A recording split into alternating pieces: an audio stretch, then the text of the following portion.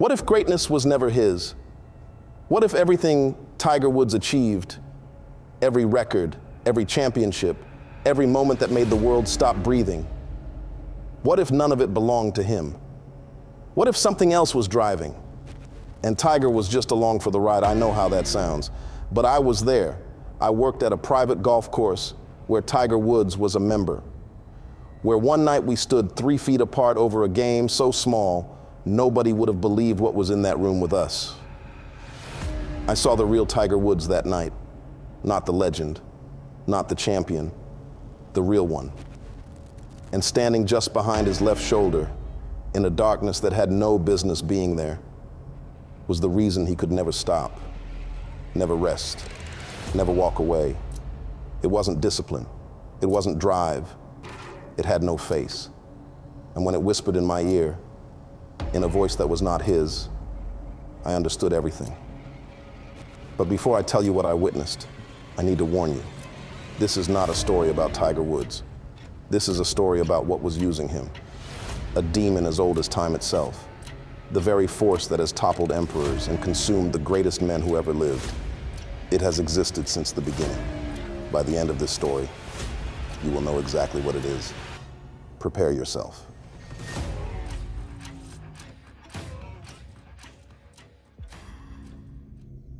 I learned to play paper football on a linoleum kitchen floor in a house that smelled like pine sol and something frying on a stove that never seemed to cool down.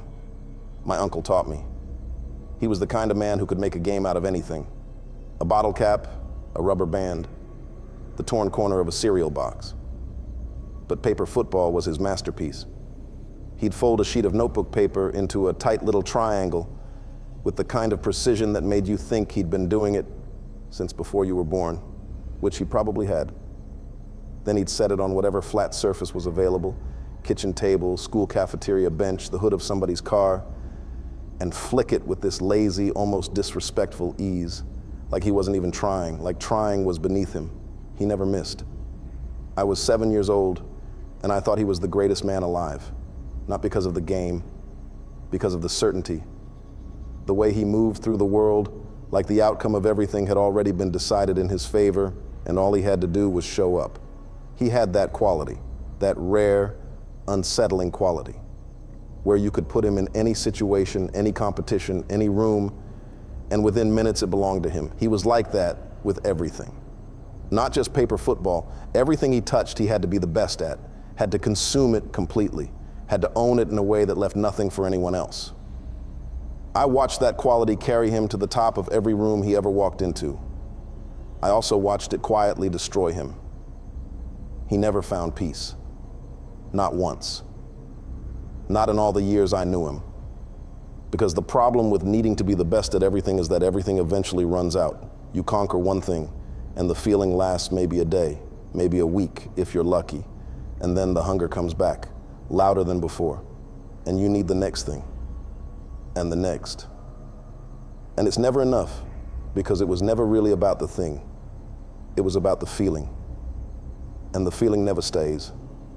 The last time I played him, I almost won. Almost. He laughed when he beat me. Not mean, not cruel, just certain. The way a man laughs when the outcome was never really in question. Almost doesn't count, nephew. I didn't know then that I would spend the rest of my life thinking about that laugh, about what it costs a man to need to win that badly, about what follows a man like that through every room he ever enters. I know now. I got the job at Medalist Golf Club when I was 26. If you don't know Medalist, it sits in Hobe Sound, Florida, and it exists in a different atmosphere than the rest of the world. Private, immaculate. The kind of course where the grass looks like it was placed by hand, blade by blade, by someone who took the assignment personally. Members don't carry their own bags. Members don't wait. Members exist inside a carefully maintained bubble of comfort and exclusivity that most people will never experience and most people don't know to miss. I was staff, which meant I was invisible. That's not self-pity. That's just the reality of working in a place like that. You learn quickly that your job isn't just to do your work. It's to do your work without being noticed doing it. You become part of the environment, A fixture, like the perfectly trimmed hedges or the monogrammed towels folded in the locker room. Present, functional, unacknowledged. I was good at being invisible. I'd been practicing my whole life. The first time I saw Tiger Woods on the property, I almost dropped a full tray of glasses. Not because I was starstruck, though I was. I won't pretend otherwise. But because of what I noticed standing just behind him. It was early morning. The kind of Florida morning where the mist sits low on the fairways and the light hasn't fully committed to being daylight yet. Everything exists in that gray suspended space between night and day where the world feels slightly less real than it should. Tiger was walking from the clubhouse toward the first tee, alone, the way he often was in those early hours before the rest of the world woke up. He moved differently than other people. I don't know how else to say it. There was a weight to his presence that you felt before you saw him. Like the air pressure changed slightly when he entered a space. Like the room, or in this case the entire course, quietly rearranged itself around him without being asked. I was collecting glasses from the terrace. I looked up. He was maybe 40 yards away, moving with that coiled, deliberate efficiency. Every step, exactly as large as it needed to be, and no larger. Nothing wasted, nothing accidental. And just behind his left shoulder, pressed into the long shadow cast by the clubhouse wall, something was standing. I say something because I don't have a better word for it. It had a shape, roughly human, roughly upright, but it didn't move the way living things move. It didn't shift its weight or adjust its posture or do any of the thousand small unconscious things a body does just to exist in space. It was still in a way that living things are never still, like a photograph of a person rather than a person. I blinked. It was gone. Tiger kept walking toward the tee. He never looked back. I stood there holding that tray and told myself it was the mist, the hour, the fact that I hadn't eaten since the night before and had been on shift since 5 in the morning. I told myself a lot of things standing on that terrace. I believed most of them, but my hands were cold, not from the morning air. The morning air in Hobe Sound in that season doesn't make your hands cold. This was different. This came from somewhere below the skin, somewhere below explanation. I set the tray down, looked back toward the first tee. Tiger was already gone, swallowed by the mist and the gray morning light, and whatever I had seen in that shadow was gone with him. 3 weeks later, I saw it again. Same location, same hour, same stillness that had no business existing in a living world. But this time it was closer. Close enough that I could see, or thought I could see, that where a face should have been, there was nothing. Just a smooth, dark surface, like a shadow that had learned to stand up and had not yet figured out the rest. Tiger was on his phone, laughing at something, completely unbothered, completely unaware. The shadow was larger than the first time. I noticed that. Filed it away without knowing why. Tiger was in a good mood that morning. Easy, dominant, magnetic, in the way he always was when he was comfortable. And the thing behind him was feeding on it, expanding with it, growing in direct proportion to his ease and his power, and his absolute certainty that the world was exactly where it was supposed to be. I went home that night and sat in my car in my driveway for a long time. I didn't have language for what I was processing. I didn't have a framework that made sense of it. What I had was a feeling, low and certain and cold in the way that only true things are cold. Whatever that thing was, it wasn't haunting him. It was feeding on him, and it had been for a very long time. You learn things about people when you work around them long enough without them noticing you. You learn their rhythms, their habits, the small rituals they perform without thinking, the way they hold a coffee cup, the route they take from the parking lot to the locker room, the expression that crosses their face in the half second before they compose themselves for public consumption. You learn the difference between the version of a person the world sees and the version that exists in the spaces between those moments. Most people, when you study them long enough, become smaller. the mystery dissolves. The image cracks. You see the insecurity underneath the confidence, the exhaustion underneath the energy, the ordinary human machinery running behind the extraordinary facade. Most people, when you really see them, turn out to be approximately what you expected, just quieter about their damage. Tiger Woods was not most people. The longer I watched him, the larger he became. And that was the first thing that unsettled me, because it shouldn't work that way.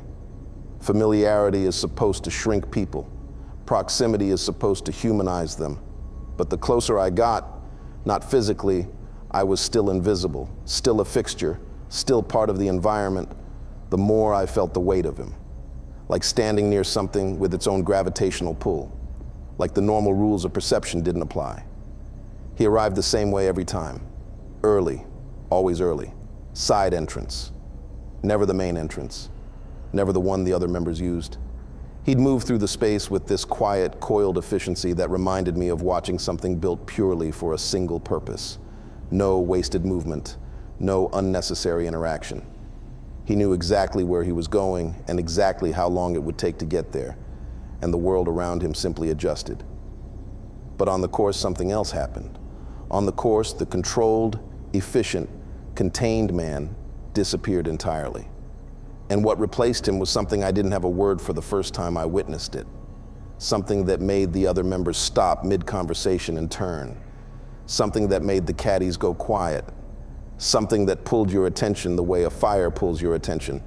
Not because you chose to look, but because something ancient in you recognized it and responded before your brain could intervene. He didn't play golf. He consumed it. Every shot was approached like a personal vendetta against the concept of imperfection. Every hole like a territory to be claimed. He stood over the ball with this absolute stillness, the same stillness I had seen in the shadow behind him, and then something released, something that had been coiled so tight it had its own weather. And the ball went exactly where he decided it would go because the alternative was not something he was capable of entertaining. I watched him do this for weeks, months, and slowly, in the way that understanding arrives when you stop looking for it, I began to see what I was actually watching. It wasn't golf, it was hunger. The same hunger wearing a different set of clothes, the same consuming, insatiable need that I had watched my uncle carry his entire life, that restless, relentless reaching for the feeling that the last victory almost gave him, but not quite, never quite. So you reach again, and again, and the reaching becomes the only thing that feels like living. I started connecting things I had no business connecting. The women, dozens of them, the stories said, and I used to think, like everyone else thought, that it was arrogance, entitlement, the predictable corruption of a powerful man who had been told yes for too long. But standing where I was standing, watching what I was watching, I understood it differently. It wasn't about the women any more than the golf was about the golf. It was the same hunger wearing a different face, the same need to consume, to conquer, to possess completely, and then wake up the next morning with the hunger already back, already louder, already demanding the next thing. The substances made sense in that same terrible way, because when you have consumed everything available to you, when you have won every championship and broken every record and had every experience that money and fame and access can provide, when you have reached the pinnacle and stood there and felt the silence of it, the devastating, disorienting silence of having nothing left to conquer, you reach for something that can chemically recreate the feeling, something that can manufacture the sensation of winning without requiring a competition, something that makes the hunger quiet for a little while, just a little while. And then it comes back. It always comes back. I thought about my uncle constantly during those months, the way he moved through the world, consuming everything in his path and leaving a particular kind of wreckage behind him, not dramatic wreckage, quiet wreckage, the kind that takes years to fully reveal itself. I thought about the last time I played him, about the certainty in his laugh, about the way the hunger in his eyes never fully went away even when he was winning. Almost doesn't count, nephew. I had seen this before. I just hadn't known what I was looking at until now. The third time I saw the shadow, it was different. The first two times it had been stationary, present but passive. A thing that stood and watched and existed in the periphery of my perception, like something that wasn't quite sure it wanted to be seen. But the third time was different in a way that rearranged something permanent inside me. Tiger was on the practice range, mid-swing. And it was one of those swings, the kind that happens maybe a handful of times, even at that level, where everything aligns so perfectly that the sound of the club meeting the ball is different from every other sound. Cleaner, more absolute, the kind of contact that makes everyone within earshot go still for a half second before they realize they've gone still. The ball left the club face like it had been fired, and the shadow at the edge of the tree line, the shadow I had been watching from the corner of my eye since I arrived that morning, expanded, not dramatically, not in a way that anyone else would have noticed. But I noticed, because I had been watching it long enough to know its dimensions. And in the moment of that perfect swing, in the moment of Tiger's absolute dominance over the physical world, the shadow grew, visibly, measurably, like something breathing in, like something feeding. It was watching Tiger, the way it always watched Tiger. That fixed, faceless attention that I had come to recognize the way you recognize a recurring sound in a house you've lived in long enough. But then it turned, slowly, with a deliberateness that made my stomach drop before my brain fully registered what was happening. It turned and it looked at me. No eyes, no face, just the smooth, dark absence of both, pointed in my direction with an intention that was more terrifying than any expression could have been. Because an expression can be read, an expression gives you information. This gave me nothing, just the full weight of its attention, landing on me like a physical thing. The cold moved. Not just my hands this time, up through my arms, across my shoulders, down into my chest. Not painful, not sharp, just deeply, fundamentally wrong. Like something passing through me to get a better look. Like I was not a person being observed, but a window being looked through. I dropped the rack of towels I was carrying. Nobody noticed. When I looked back up, the shadow was gone. The tree line was just a tree line. The morning light was just morning light. Tiger was already setting up for his next shot, unhurried, already somewhere inside himself where the rest of the world didn't exist. I requested a schedule change the next morning. My manager denied it without looking up from his desk. So I kept coming back, early mornings, missed on the fairways, the side entrance, the coiled efficiency moving through the space like it owned the physics of it. And the shadow, always the shadow. Larger now than the first time I'd seen it, darker, more defined around its edges, like something that had been feeding long enough to become more fully itself. I had started to understand its language by then, the language of its size.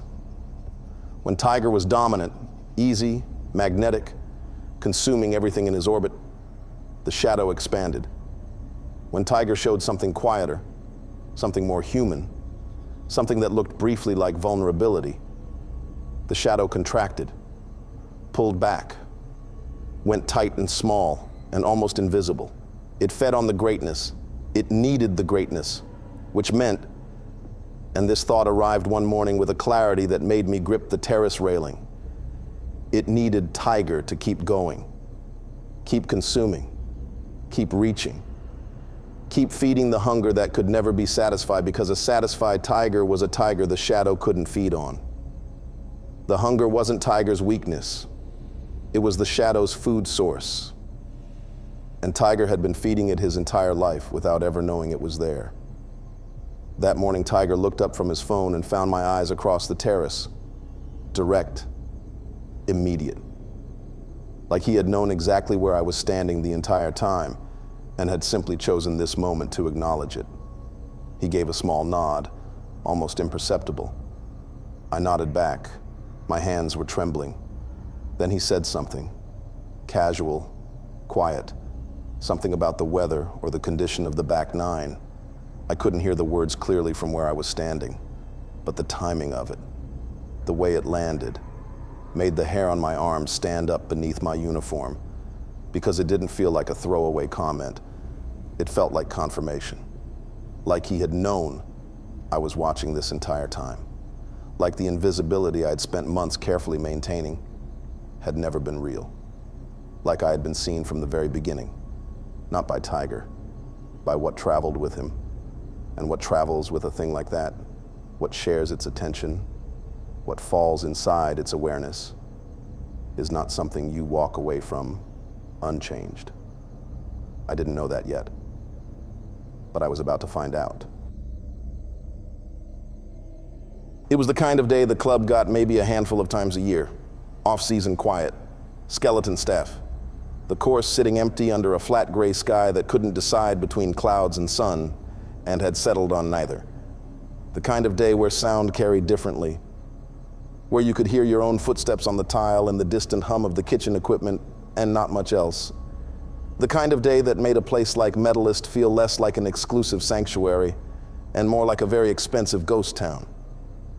I was alone in the staff galley kitchen behind the main dining area. It was a narrow room, functional and cold in the way that working kitchens are cold. Stainless steel prep counter running the length of one wall, fluorescent lighting that buzzed at a frequency just below conscious awareness, the permanent smell of industrial cleaner layered over old coffee that had been sitting on the burner too long. Not a room anyone lingered in by choice. Not a room with any warmth to it. But it was quiet. And on a day like that, quiet was enough. I was killing time the only way I ever really knew how. I don't even remember making the decision to fold the paper. It was automatic. Muscle memory so deep, it bypassed thought entirely. A sheet from the notepad by the phone on the wall, folded once lengthwise, then again, then the corners brought in at an angle, tucked and tightened, until the triangle sat on the counter in front of me with that familiar, satisfying weight. I set it up, made a goalpost with my fingers at the far end of the counter, flicked it, perfect, dead center. I reset it, flicked again, perfect. I wasn't thinking about anything. That was the point. That had always been the point. The game required just enough concentration to crowd everything else out. The shadow, the cold, the nod from across the terrace, the feeling that something had been watching me through Tiger Woods for months. For a few minutes, it was just me and a folded piece of paper and the clean, simple satisfaction of a thing going exactly where I sent it. I thought about my uncle. Not deliberately. He just arrived the way he sometimes did. Uninvited, unhurried, settling into the back of my mind like he still owned space there. I thought about his hands, the way he folded the paper without looking, the way the triangle left his fingers like it had somewhere important to be. The certainty of it. Almost doesn't count, nephew. I reset the triangle, lined up the shot. Is that paper football? I didn't hear him come in. That was the first thing that registered. Not the voice, not the presence, but the fact that I hadn't heard a single footstep. One moment the kitchen was empty, and the next Tiger Woods was standing 6 feet away from me, leaning against the door frame with a coffee cup in his hand, looking at the triangle on the counter with an expression I hadn't seen on him before. Curiosity, pure and unguarded, like a kid who just spotted something interesting on the ground. I straightened up. The automatic deference of a staff member caught off guard kicked in immediately. The slight stiffening, the professional distance. The instinct to become invisible again, even though I was the only other person in the room. Yes, sir, I said. Paper football. He pushed off the door frame and walked toward the counter, set his coffee cup down, picked up the triangle and turned it over in his fingers the way he had turned over golf clubs 1,000 times, feeling for the weight of it, the balance, the potential.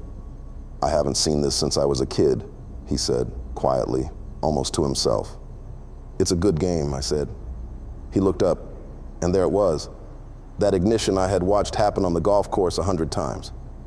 That thing behind his eyes that woke up when something presented itself as a challenge. It happened in less than a second. One moment, He was a man holding a piece of folded paper. The next moment, he was something else entirely. "Show me," he said. We set up on the long prep counter.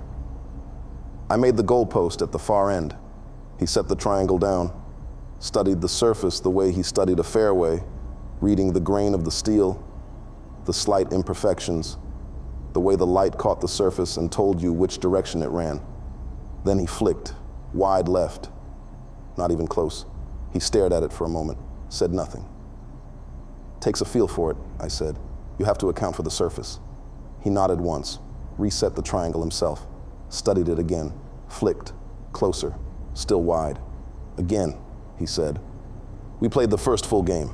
I won, comfortably, the way I always won, not dramatically, not by a margin that felt like a statement, just cleanly and consistently the way you win when something is genuinely yours. He wanted to play again before I had finished resetting the triangle. I won again. The easy looseness that had been in his posture when he first walked in was gone. His jaw had tightened by a degree that most people wouldn't have noticed. His eyes had gone to that place I recognized from watching him on the course, that interior place where the rest of the world ceased to exist, and there was only the problem in front of him and the absolute refusal to let it remain unsolved. "Again," he said. "I won again. And again." The requests kept coming with a rhythm that started to feel less like a game and more like something else. Something with a pulse. Something that was building toward a pressure I could feel in the room, the way you feel a change in weather before it arrives. Again, again, again. I glanced toward the doorway. The shadow was there, smaller than I had ever seen it, contracted and tight, pressed into the upper corner of the door frame like something that had been diminished, because Tiger was losing, and whatever fed on his dominance was going hungry in real time. I could feel its absence the way you feel the absence of heat, not as a presence, but as a lack, a cold space where something warm had been. Tiger didn't notice. Tiger never noticed. He was staring at the triangle with the full weight of his concentration, the same concentration that had broken every record the sport had ever produced, aimed at a folded piece of notebook paper on a kitchen counter. I felt something then, something I hadn't expected, the urge to let him win, not out of fear, not out of deference, out of something closer to mercy, because I recognized what I was watching. I had watched it my whole life in a different face, the hunger that couldn't be satisfied, the need that had no bottom, and something in me wanted to give it what it was asking for just to make it stop. I missed on purpose, gave him a point. His eyes snapped up immediately. "Don't do that." Quiet, flat, certain in a way that left no room for misunderstanding. I looked at him. "Don't give me anything," he said. "If you're going to beat me, beat me." I nodded, played honestly, won again. And that was when he started talking. He wasn't looking at me when he spoke. He was looking at the triangle, turning it slowly in his fingers the way he had when he first picked it up, like the answer to something was folded inside it if he could just find the right angle. "You know what it feels like to be the best at something?" His voice was quiet, conversational, like he was thinking out loud and I happened to be in the room. "Not just good, not just better than most, the best. Like there's a version of you that exists at the top and everything else. Everything you do when you're not there is just waiting, just marking time until you get back." I didn't say anything. The kitchen felt smaller than it had a minute ago. "The more you get," he continued, "the more access, the more attention, the more possibility opens up. And you think that's a blessing. You think that's what you worked for. But the possibility doesn't just open up in one direction." He paused, set the triangle down. "It opens up in every direction. And some of those directions you can't come back from." The fluorescent light buzzed above us. "I've hit every pinnacle there is to hit," he said. "Every single one. And every time I get there, every time, there's nothing up there. Just more space, just more silence, just more of yourself to sit with. And if you don't know how to sit with yourself, he stopped. Something moved across his face. Something that was gone before I could name it. You reach for the next thing and the next. And it's never enough. It's never going to be enough because the feeling never stays. The cold arrived in my chest without warning, not the creeping cold from before. This was immediate, like something had reached through my sternum and closed a fist around whatever was beating in there. I kept my face still, kept my breathing even, but the cold sat there and did not move. I understood in that moment what I was really listening to. Not a confession, not a complaint, not the self-awareness of a man who had figured out what was wrong with him. A description, clinical and precise and utterly without hope. The way a man describes a condition he has accepted as permanent. The way someone talks about a hunger they have stopped believing will ever be fed. I looked toward the doorway. The shadow was growing again, feeding on the rawness of it, on the exposed truth of what he had just said, on the vulnerability of a man who had spent his entire life performing invincibility, finally saying out loud in an empty kitchen that the feeling never stays. It was almost back to its full size, and it was looking at me. A staff member appeared in the doorway, stopped, looked between us with an expression caught between confusion and amusement. "You guys still in here?" Tiger didn't look up. He picked up the triangle, placed it back on the counter. "We're not done," he said. The staff member laughed once, nervous, uncertain, and disappeared. I looked back at the doorway. The shadow was gone, but the cold in my chest remained, sitting there like something that had moved in and was not planning to leave. I had spent my whole life playing this game. I had learned it on a linoleum floor from a man who needed to win at everything and never found peace in any of it. I had carried it through every cafeteria and break room and quiet afternoon for 20 years. And standing in that kitchen, hands cold, chest tight, the greatest athlete alive turning a piece of folded paper in his fingers across from me, I finally understood what the game had always really been about. Not skill, not competition, the feeling, the consuming, electric, terrifying feeling of being fully alive inside a moment that could go either way.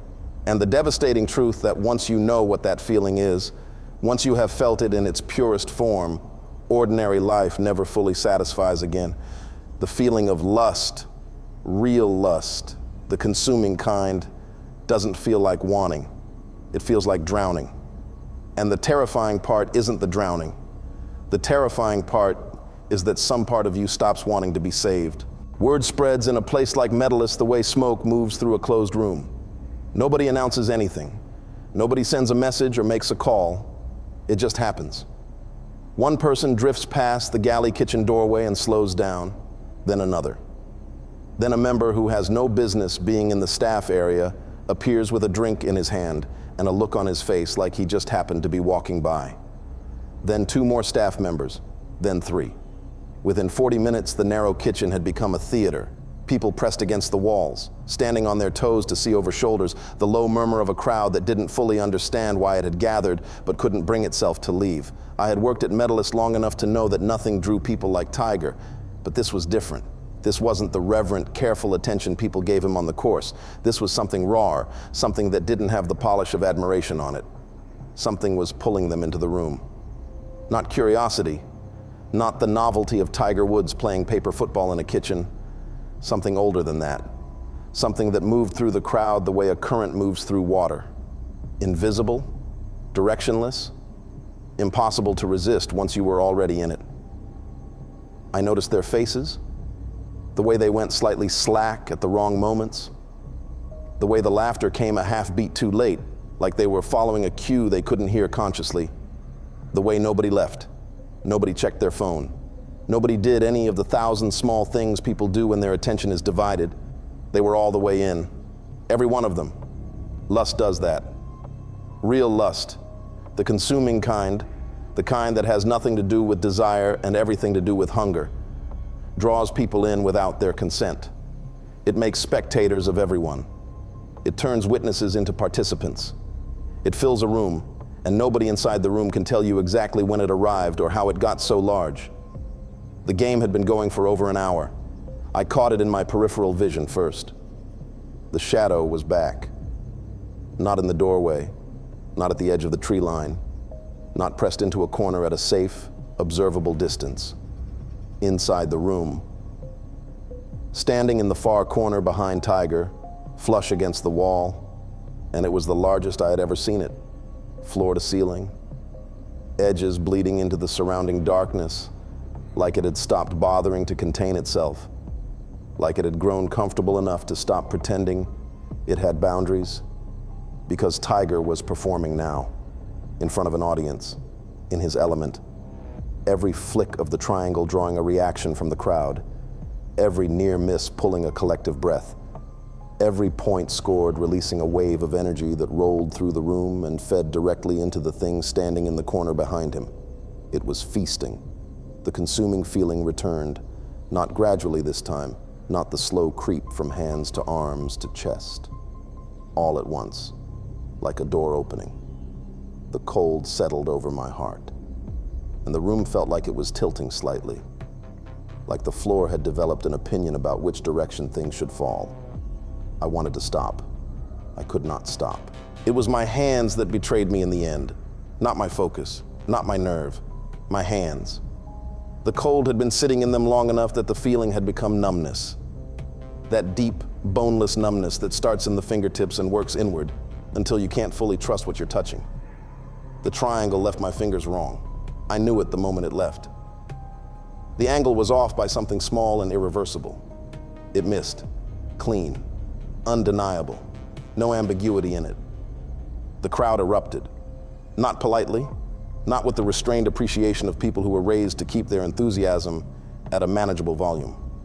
They erupted the way people erupt when something has been building for a long time and finally releases, loud and sudden and slightly out of proportion to the moment, like the room had been holding its breath for an hour and had forgotten how to exhale normally.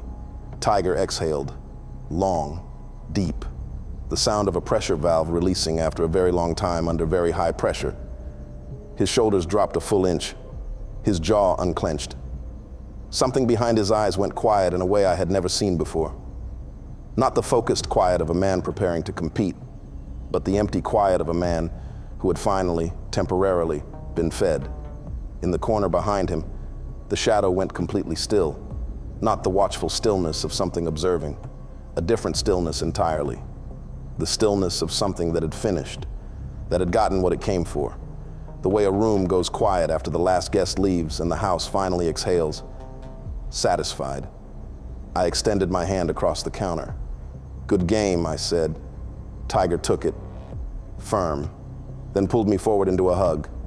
Unexpected, brief, the kind of hug that surprised the crowd into laughter. I felt the warmth of it, the realness of it. For one moment, he was just a man, just a person, just someone who had wanted something and gotten it, and was grateful in the simple, uncomplicated way that people are grateful before the hunger comes back. Then his mouth was at my ear, and the voice that came out was not his. Lower, older, something that had never needed a throat or a tongue or a body to make itself heard, something that had been speaking long before language existed to carry it. "I'll see you again." The cold went through me from the inside out, not the creeping cold, not the cold in my hands or my chest, total, instant, like every temperature I had ever felt was subtracted from my body simultaneously. I pulled back.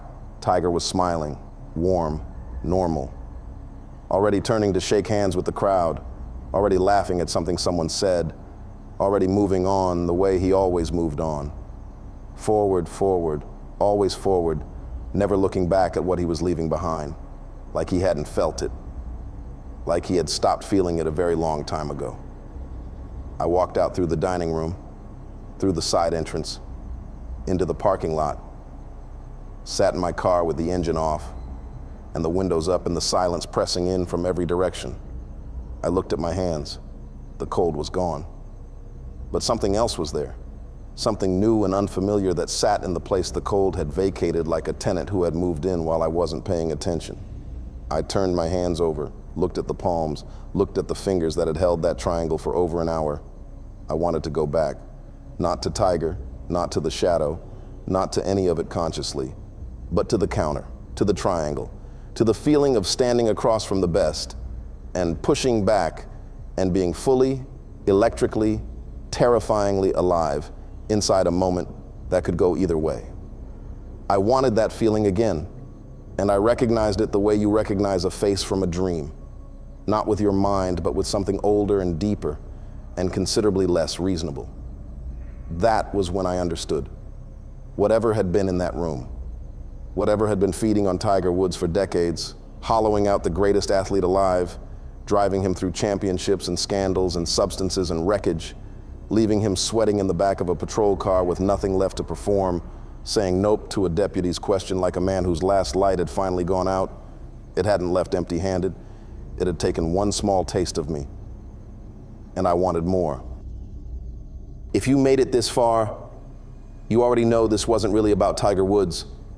It was about the thing that follows greatness, the thing that feeds on hunger that can never be satisfied, the thing that has been here since the beginning, wearing different faces, different names, but always the same appetite. And if you're being honest with yourself, you felt it before. Drop a comment.